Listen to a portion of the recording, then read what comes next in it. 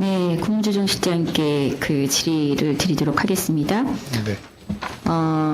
새 정부 들어서서 노석탄 발전소 10기에 대해서 조기 폐쇄를 선언을 하고 또 매년 3월부터 6월까지 노석탄 발전소 8기 임시 가동 중단을 발표한 바가 있죠. 네, 그렇습니다. 이와 관련해서 지난번 예결위에서도 저는 좀 사회수석님께도 좀 미세먼지 저감을 위한 그 정부의 노력들이 조금 더 현실성이 있어야 된다 이런 말씀 좀 많이 드리고요.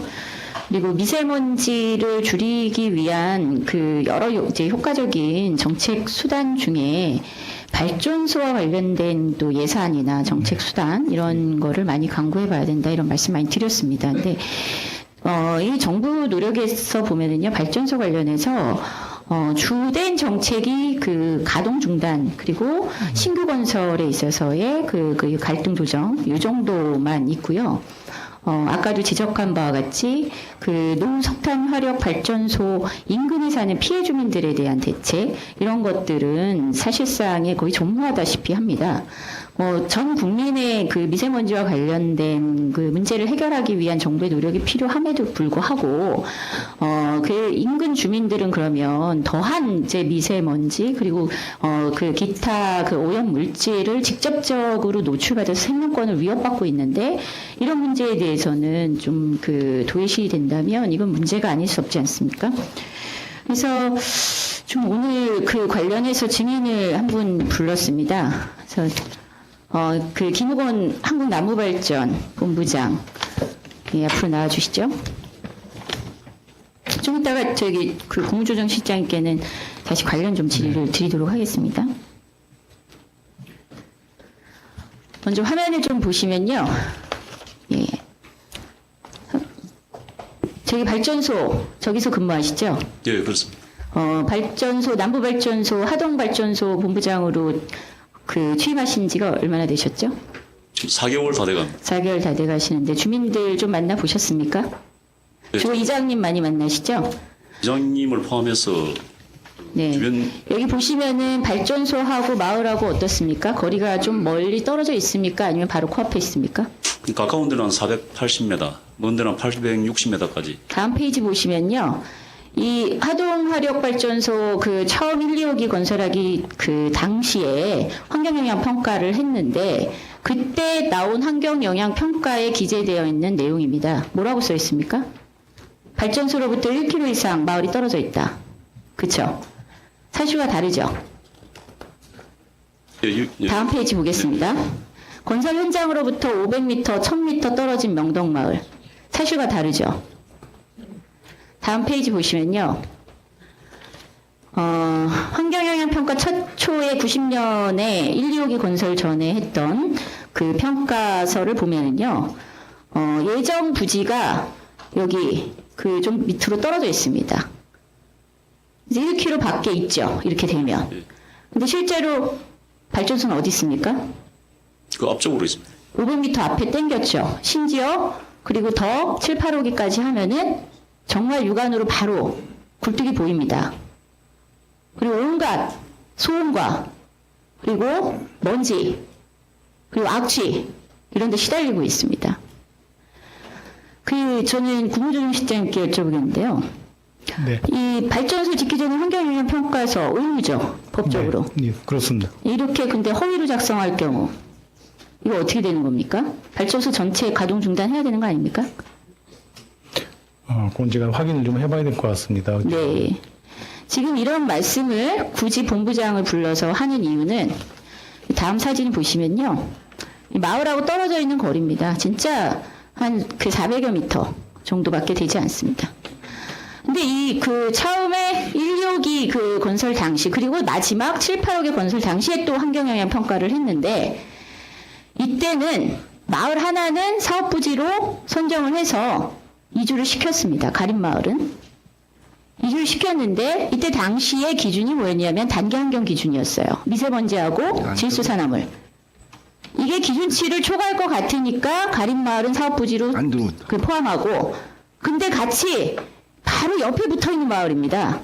불과 230m밖에 차이가 나지 않아요. 예. 여기는 기준치 밑으로 잡았어요. 이것도 과학적 근거가 있는지 잘 모르겠습니다. 지금 주민들의 불신은 뭐냐면요. 환경영향평가 그 자체에 있습니다. 네.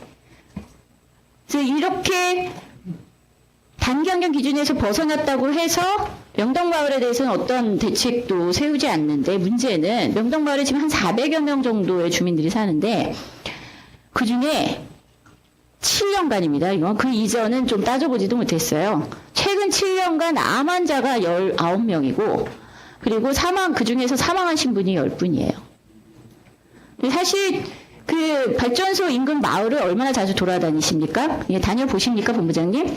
예, 다니고 있습니다.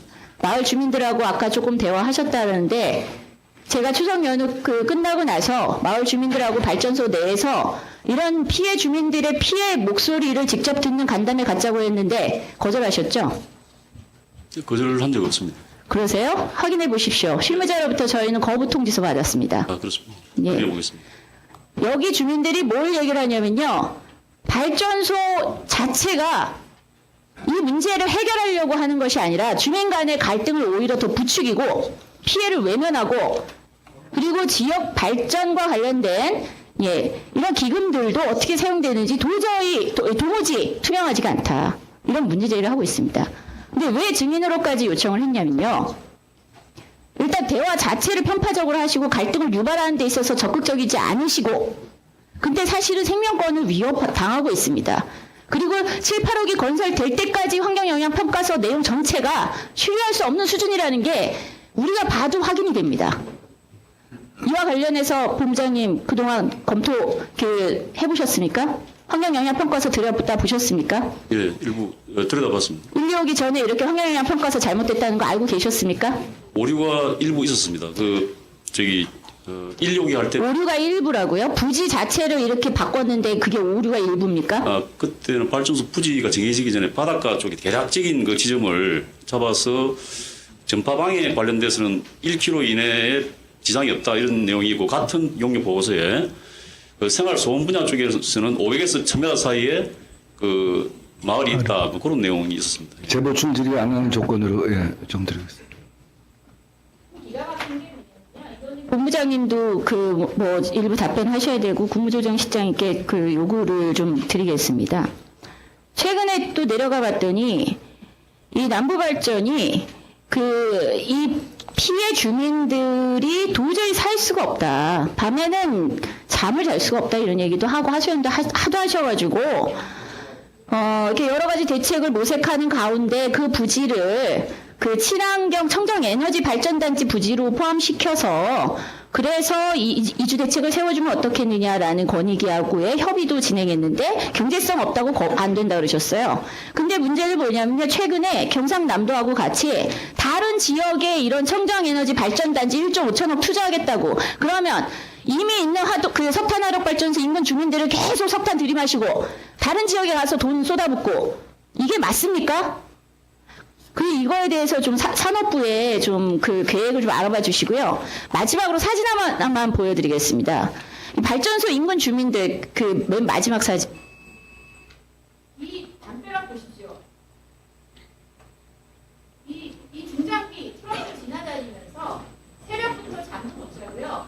이 담벼락 다 금간 겁니다. 근데 발전소 관계자는 한 명 안 나와봐요. 정부에서도 안 나오고 지자체에서도 대책을 안 세웁니다. 이게 심각하지 않습니까? 그래서 공실 차원에서도 저는 피해 주민에 대한 대책 다시 한번 세워야 된다고 생각하고요. 말 그대로 생명권을 배웠다고 합니다. 그리고 본부장님은 돌아가셔서 주민들하고 통렬하게 대화하시고 갈등을 조정하세요. 갈등을 부추기지 마십시오. 예, 알겠습니다. 의원님 말씀하신 거 잘 살펴서 주민들과 잘 협의해서 잘 진행되도록 그렇게 하겠습니다. 예.